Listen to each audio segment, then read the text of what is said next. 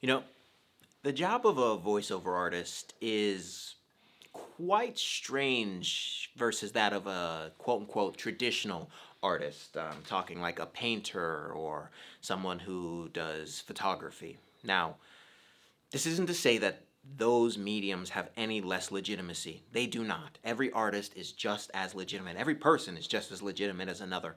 However, actors and voiceover artists are a part of a multi-billion-dollar industry, the entertainment industry. So, why is it that there's so much of a struggle to make a full time living from this medium? Why is it that so many of our peers don't even reach the threshold of having a middle class income from this, let alone a full time income? You have to have 2 or 3 jobs just to make ends meet doing this thing that we all love. I have a theory on that, of course, and I'm excited to share it with you guys today. It's a theory that I have seen in my years of owning many different small businesses, from selling cookies to painting houses to running production studios, and it's something that I believe has helped shine a light on how I can make this my full time income. And I hope that it helps you out as well. When it comes to having a job, like being an actor or anything really, I don't believe that having a job is how you actually make money. And I know that this sounds counterintuitive, and it will get into the creative aspect. It is very important, but this is one of the key things, of 2 key things, that I have to talk about today. You can have a job and work like a dog and not get paid a lot of money. Hell, that's what a lot of us actors do.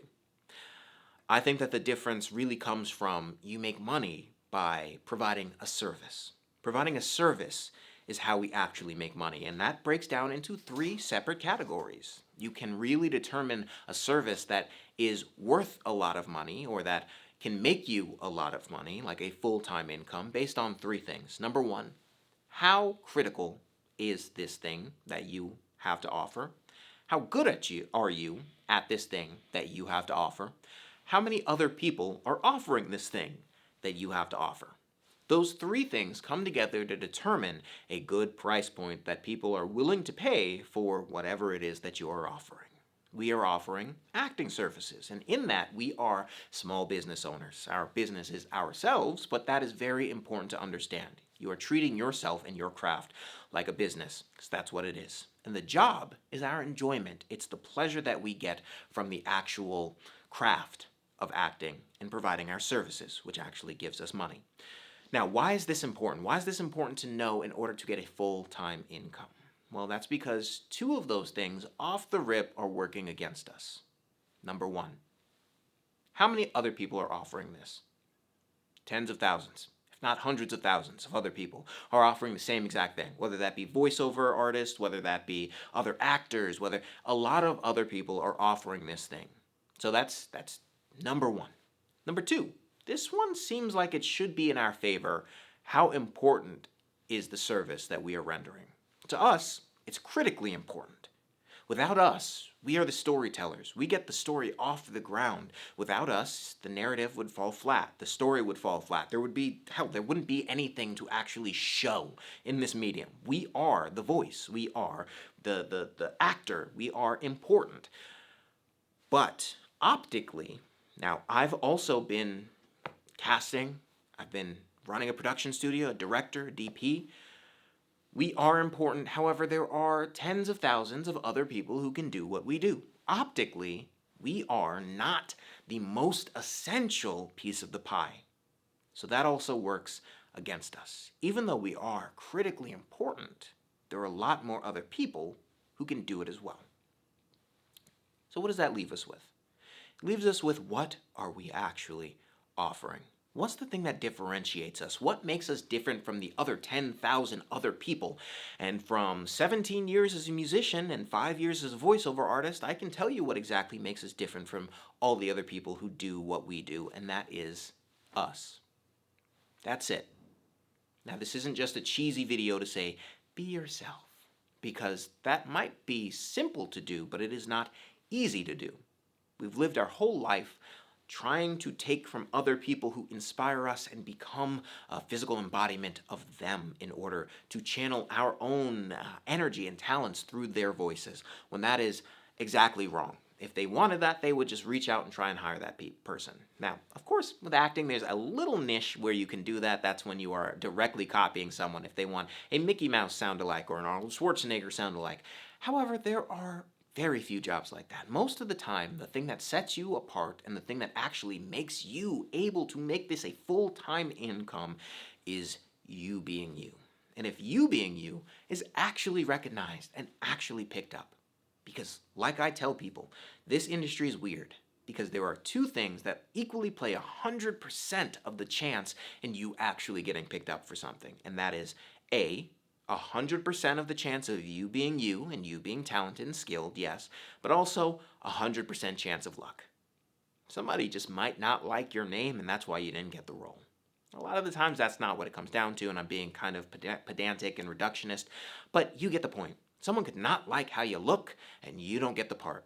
Someone could not like the timbre of your voice, and even though it's perfect for what the role would entail, they want to go in a different direction. I've heard countless stories like this, time and time and time again, from casting directors, from directors, and from actors alike. So, yes, it takes being yourself, but that's not all that it takes. That's why we do the work. Because the work is for the fulfillment and the enjoyment, but you need to know how to unapologetically be yourself. And there's one exercise that I can share. This isn't a whole entire video about learning how to do that, as much as it is you just needing to know that you need to go on the journey to do that. But here's the exercise that I got for you. And we talk about this in another video that I'll put up in one of these corners here. I want you to go out and pick up 10 leaves, 10 blades of grass, 10 rocks, whatever. I want you to bring them back, and I want you, on a piece of paper, not on your phone, just on a sheet of paper, to note their differences. The difference in size, in color, in texture, in roughness, in anything that you can, in smell, anything that you can visually see. And anything that your senses can come in contact with. Now, this is Uta Hagen's exercise, and this exercise goes to reducing down a character based on all of their points, all of their senses, really doing a deep dive into their backstory, but it also, as I found, relates to figuring out who we are. Because after we open up our senses to be able to see these small differences, I want you to turn this exercise inwards, and I want you to start seeing those small differences, you versus every other person, for yourself. I want you to write down what are these small differences.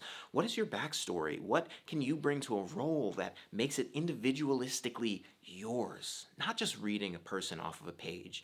AI can read a character off of a page with a convincing enough voice. What do you bring to the table that makes you different, that sets you apart, that makes that number 3 thing in those 3 points the thing that makes you valuable? How can you bring something alive? And bringing something to life in the way that you can, even though that might not be the thing that gets you the role, it will be hell of a lot more thrilling and it's worth hell of a lot more money because you are individualistically yourself. That is why people like Jennifer Hale can garner the attention that she has. Not only is she absolutely skilled and killer at her job, but she also is Jennifer Hale. Unapologetically herself, and she has the name and her experience to back it up. So I need to be Javon Henry. I can only be that. You need to be you. You can only be that. And after years and years of dedication and learning yourself and bringing only yourself to the role, you will find that people call you because you are you, unapologetically. And you can demand more. Because you're not just a voice in a sea of people. You are Javon Henry. And we're calling Javon Henry to do this job because only he can do this job. That is what sets us all apart. And that is what makes the biggest difference. Thank you guys so much for joining in on another video. Down in the description below, I have a project that I'm putting together to help talk about tenets of this. Help talk about getting away from just learning how to do something and actually learning how to embody yourself in that something to make the biggest difference creatively. So, if that sounds great to you, which it sounds great to me, I'm super excited to put this forth. It'll still take a couple of months, But go down in the description below, sign up to be a part of the waiting list. You'll get updates on this project, when it's coming out, how it's going, all of that information. And with that, I'll catch you guys in the next video.